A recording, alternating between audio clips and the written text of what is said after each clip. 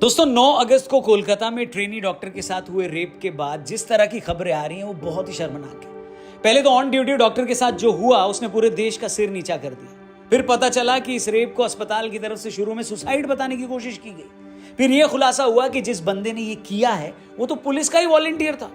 फिर किसी का बयान आता है कि लड़की इतनी रात में अकेले क्या कर रही थी।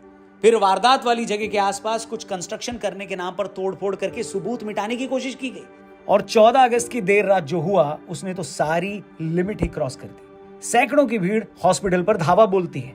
जिस जगह पर लोग प्रदर्शन कर रहे थे उसी मंच को तोड़ दिया जाता है। प्रदर्शन कर रहे डॉक्टर्स के साथ मारपीट की जाती है। इतना ही नहीं, ये लोग हॉस्पिटल में घुसकर इमरजेंसी वार्ड, नर्सिंग स्टेशन और बाकी कई हिस्सों को बुरी तरह तोड़ देते हैं। टीएमसी की तरफ से कहा जाता है कि तोड़फोड़ करने वाले बीजेपी और लेफ्ट के गुंडे थे। मगर सवाल यह है कि जो प्रदर्शनकारी उस लड़की के लिए इंसाफ मांग रहे थे वही लोग प्रदर्शन वाली जगह पर तोड़फोड़ क्यों करेंगे? इसका मतलब साफ है कि प्रदर्शनकारियों के नाम पर गुंडों की भीड़ ने जानबूझकर हॉस्पिटल में घुसकर फिर से सबूत मिटाने की कोशिश की है। और अगर ऐसा है तो किसी भी सोसाइटी के लिए इससे ज्यादा शर्मनाक और घिनौनी बात और क्या हो सकती है। पहले तो एक ट्रेनी डॉक्टर के साथ रेप हो जाता है, इससे ज्यादा बुरी बात किसी समाज के लिए और क्या हो सकती है। एक लड़की जिसने अपनी जिंदगी के 10-12 साल डॉक्टरी की पढ़ाई को दिए, जो आधी रात को जाकर अस्पताल में मरीजों की सेवा कर रही थी। अस्पताल में नाइट ड्यूटी करने वाले डॉक्टर्स के आराम के लिए कमरा नहीं था तो उसे सेमिनार हॉल की कुर्सियों पर सुस्ताकर आराम करना पड़ा।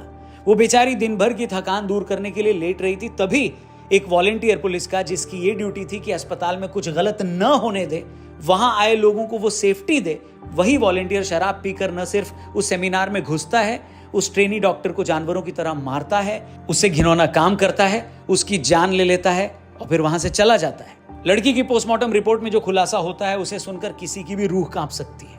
उस बेचारी की गर्दन तोड़ दी गई थी, आंखें फोड़ दी गई थी, उंगलियां तोड़ दी गई थी और उसके शरीर का शायद ही कोई हिस्सा था जिस पर हमला न किया गया। आप ही सोचिए, अगर किसी इंसान को इतनी बुरी तरह मारा गया हो, उसके साथ तो रेप हुआ हो, उसके शरीर के निचले हिस्से पर कोई कपड़ा ना हो, तो क्या पहली नजर में उसकी बॉडी देखकर किसी मूर्ख को यह नहीं पता चलेगा कि उसके साथ क्या हुआ होगा?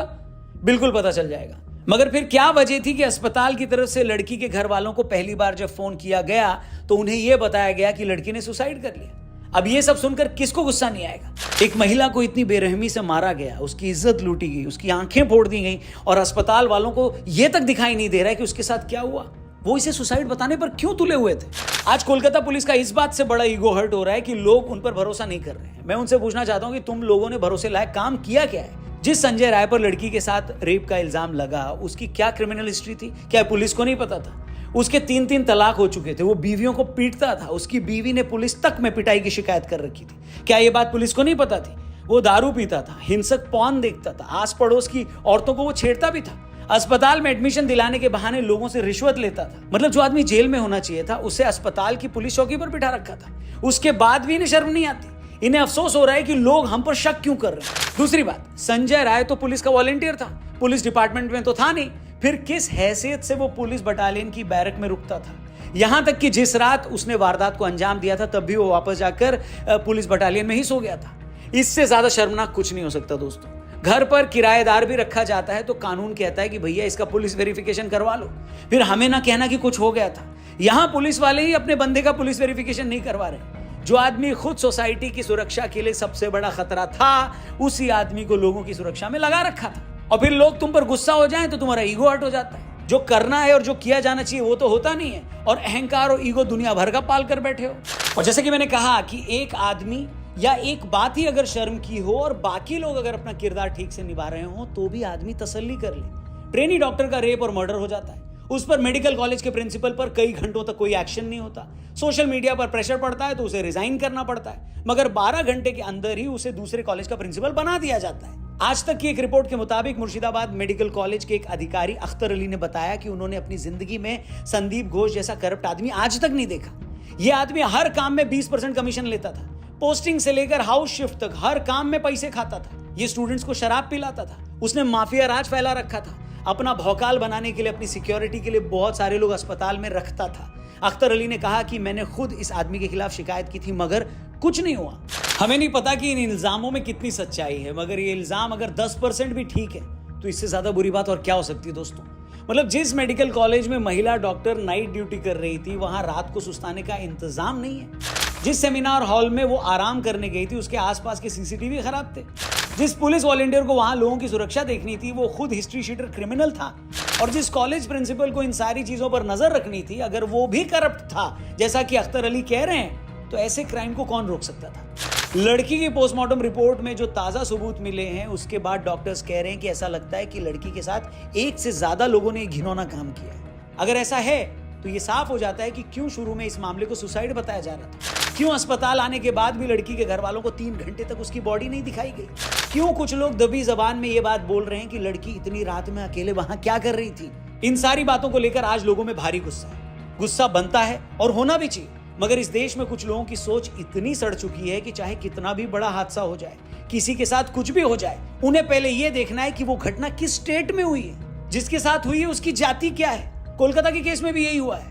देश के कुछ भावी प्रधानमंत्रियों को 5 दिन लग गए ये समझने में कि इस मामले पर ट्वीट करना चाहिए।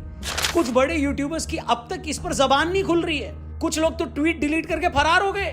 प्रेशर पड़ा तो फिर से रस्म अदायगी करने आ गए। यूपी के किस शहर की किस गली के किस मोहल्ले में किसके साथ क्या हुआ है इन लोगों को सब मालूम होता है, क्योंकि वहां तो कुछ गलत होता है तो उसे उछालने पर इनकी राजनीति सधती है। मगर कोलकाता में निर्भया कांड जैसा घिनौना कांड हो गया, लेकिन ये लोग अब भी कैलकुलेटर लेकर ये हिसाब लगाने में लगे हैं कि इस मामले पर अगर कुछ बोल दिया तो दूसरी पार्टी को फायदा तो नहीं हो जाएगा, मेरे 500 सब्सक्राइबर्स कम तो नहीं हो जाएंगे। आखिर हर धंधेबाज को आखिर में ख्याल तो अपने कस्टमर का ही रखना पड़ता है। गोलगप्पे की रेडी पर भी लिखा होता है कि ग्राहक ही भगवान है, तो इन लोगों का यूट्यूब ठेला तो फिर भी गोलगप्पे की रेडी से ज्यादा बड़ा हो चुका है। नहीं, बताइए आप ही कमेंट करके।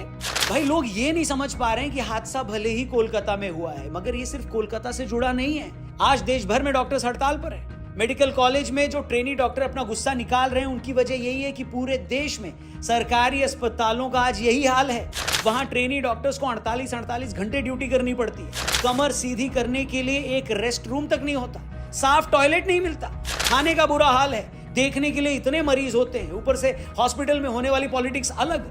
वहां स्टाफ की शक्ल में घूम रहे संजय राय जैसे पोटेंशियल रेपिस्ट होते हैं।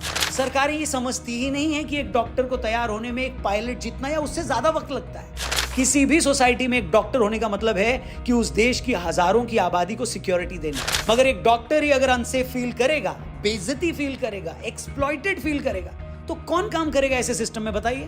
यही रीजन है कि इन सरकारी अस्पतालों में डॉक्टर्स नहीं टिकते। या तो वो अपना क्लिनिक खोल लेते हैं, बड़े प्राइवेट अस्पतालों से जुड़ जाते हैं, और जिन्हें मौका मिलता है वो विदेश भाग जाते हैं। मतलब जो सरकारी तंत्र इन डॉक्टर्स को तैयार करने में लाखों रुपए लगाता है, वही सरकारी सिस्टम अपने निकम्मेपन की वजह से इन डॉक्टर्स को अपने साथ नहीं रख पाता। आज देश भर में जो डॉक्टर्स का गुस्सा है वो सिस्टम के इसी निकम्मेपन के खिलाफ है। आज देश में हर सिटीजन का यह फर्ज है कि वो डॉक्टर्स के इस गुस्से को समझे। अगर आप प्रॉब्लम को थोड़ा और करीब से देखेंगे तो ये बात अस्पतालों से भी आगे देश के हर ऑफिस की है। वहां औरतों को और लड़कियों को मिलने वाले वर्किंग एटमॉस्फेयर की भी है। अभी महीना पहले नोएडा के एक ऑफिस में एक लड़की ने इसलिए सुसाइड कर लिया था क्योंकि उसके ऑफिस के कुछ लोग उसकी बॉडी शेमिंग करते थे। कितनी लड़कियां ऐसी बेचारी हैं जो सिर्फ नौकरी बचाए रखने के लिए 15-20 हजार की तनख्वाह बनाए रखने के लिए हर दिन ऐसे टॉर्चर से गुजरती हैं। ऑफिस में उनका बॉस, उनके सीनियर्स जो उनको टॉर्चर करते हैं वो भी जानते हैं कि ये कहीं नहीं जाएगी। आज जो लोगों में गुस्सा है या जो निर्भया कांड के वक्त 2012 में लोगों में गुस्सा था वो इसी माहौल के खिलाफ था। मगर इतने सालों में हुआ क्या? न इतने सालों में सोसाइटी बदली, न पुलिस के काम करने का तरीका बदला, और न ही अदालतों के रवैये में कोई चेंज आया। नेशनल जुडिशियल डेटा ग्रिड के मुताबिक इस वक्त देश की अलग अलग अदालतों में 4 करोड़ 40 लाख केसेस पेंडिंग है, जिसमें 8% यानी 36 लाख से ज्यादा केस महिलाओं की तरफ से किए गए हैं। इनमें 45% मामलों में या तो वकील पेश ही नहीं होते या अपराधी जमानत लेकर फरार हो जाते हैं। इसके अलावा 7% केसेस में ऊपरी अदालतों का स्टे है। पिछले 10 सालों में सुप्रीम कोर्ट ने कई बार कहा कि औरतों के खिलाफ होने वाले इन क्राइम्स को 6 महीने में निपटाया जाए, मगर कोई फर्क नहीं पड़ा। मार्च 2013 में दिल्ली हाईकोर्ट ने कहा था कि पुलिस औरतों के साथ होने वाले क्राइम में थोड़ी संवेदनशील बने। इसी साल अगस्त 2013 में सुप्रीम कोर्ट ने कहा था कि ट्रायल कोर्ट ऐसे मामलों को 2-3 महीनों में निपटाए। अक्टूबर 2018 में बॉम्बे हाईकोर्ट ने कहा था कि यह अदालत की ड्यूटी है कि वो ऐसे मामलों को पूरी सीरियसनेस के साथ टाइम पर निपटाए। सितंबर 2019 में सुप्रीम कोर्ट ने कहा था कि औरतों के साथ रेप के मामले में अदालतों को लंबी तारीख देने से बचना चाहिए। इसी तरह अगस्त 2021 और अक्टूबर 2023 को गुवाहाटी हाईकोर्ट और सुप्रीम कोर्ट ने औरतों के साथ होने वाले क्राइम के मामलों को लेकर तेजी लाने की बात की थी, मगर कुछ भी नहीं हुआ। ऐसे मामलों में या तो पुलिस चार्जशीट दायर नहीं करती, चार्जशीट दायर हो जाती है तो बार बार कोर्ट में जाकर और टाइम मांगती है, फिर कोर्ट तक जांच के डॉक्यूमेंट्स नहीं पहुंचते, निचली अदालतें बार बार तारीख देती रहती हैं, इंपॉर्टेंट गवाहों को पुलिस अदालत में पेश नहीं कर पाती, निचली अदालतें कार्रवाई पर स्टे लगा देती है और आरोपी जमानत मिलते ही फरार हो जाता है। अब आप ही बताइए, जिस समाज में औरतों के लिए ऐसे हालात हों जहां वो न वर्क प्लेस पर सेफ फील करें, न सिस्टम उनका साथ दे और न अदालतें तेजी से काम करें, तो वो महिलाएं कहां जाएं? आज जब आप ये वीडियो देख रहे हैं तो हम आजादी की 77वीं सालगिरह मना रहे हैं, लेकिन इतने वर्षों में औरतों के लिए आजादी का क्या मतलब है? आपकी सिस्टर या मदर 8 बजे के बाद पब्लिक ट्रांसपोर्ट से घर आती है तो जब तक वो घर नहीं पहुंच जाती आपकी सांस फूली रहती है। आप उन्हें कहीं अकेला नहीं भेज सकते, वो पब्लिक ट्रांसपोर्ट में सेफ नहीं है, वो वर्क प्लेस पे सेफ नहीं है, वो सोशल मीडिया पर बुली की जाती है। ऐसे में उनके लिए इस आजादी के क्या मायने हैं? आप उनसे खुद पूछिएगा और फिर कमेंट करके बताइएगा। हो सकता है इस मुद्दे पर बात करते करते मैं थोड़ा इमोशनल हो गया हूं। आपको लग रहा होगा कि नहीं रौनक भाई, आप जितना बोल रहे हो हालात उतने भी नेगेटिव नहीं हैं। लेकिन हेलो, हालात कैसे हैं इसका सही जवाब घर से निकलने वाली एक लड़की, एक औरत, आपकी मां और आपकी बहन ही दे सकती है इसका जवाब। 10 मिनट उनसे बात कर लीजिए, सारा सच सामने आ जाएगा। मगर जैसे कि मैंने कहा कि समाज तो जैसा है उस पर हम बहस कर सकते हैं, उसे क्रिटिसाइज भी कर सकते हैं, मगर यह देखकर ज्यादा दुख होता है कि जो अपने आप को सोशल कमेंटेटर्स कहते हैं, जिन्हें दुनिया के हर फटे में टांग घुसाने की आदत है, हर मुद्दे पर ज्ञान पेलने का शौक है, वो लोग कोलकाता के मामले पर ऐसे चुप होकर बैठ गए हैं जैसे किसी ने उन्हें जेब काटते हुए पकड़ लिया हो। बताइए, क्योंकि उन्हें डर है कि अगर इस मामले पर कुछ बोले तो कहीं उनका मालिक उन्हें बिस्कुट डालना बंद न कर दे, उनके जिहादी समर्थक अपने फेवरेट सीएम के राज्य की आलोचना सुनकर उन्हें अनसब्सक्राइब न कर दे।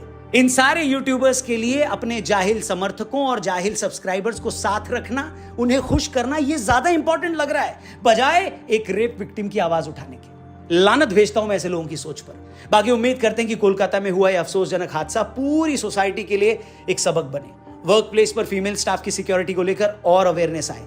ऑफिसों में स्टाफ रखने से पहले उन लोगों का प्रॉपर बैकग्राउंड चेक हो ताकि दोबारा ऐसे हादसे न हो। कोलकाता का यह मामला चूंकि रेप से जुड़ा है, ऐसे मामलों में यूट्यूब एल्गोरिदम भी ज्यादा लोगों तक ये वीडियो पहुंचने नहीं देता। तो मेरी आप लोगों से गुजारिश है कि अगर इस वीडियो में कई बातें आपको सच्ची लगी हो, उनमें ईमानदारी लगी हो और अगर आपको लगे कि ये कंसर्न और भी लोगों तक पहुंचना चाहिए तो इस वीडियो को ज्यादा से ज्यादा लोगों तक शेयर जरूर करिएगा। दोस्तों, घर की हर एक महिला तक ये वीडियो पहुंचना चाहिए। इस मामले पर हो रही सियासत पर अगर आपकी कोई राय है, कमेंट करके जरूर बताना। अपना ख्याल रखें। जय हिंद, जय भारत।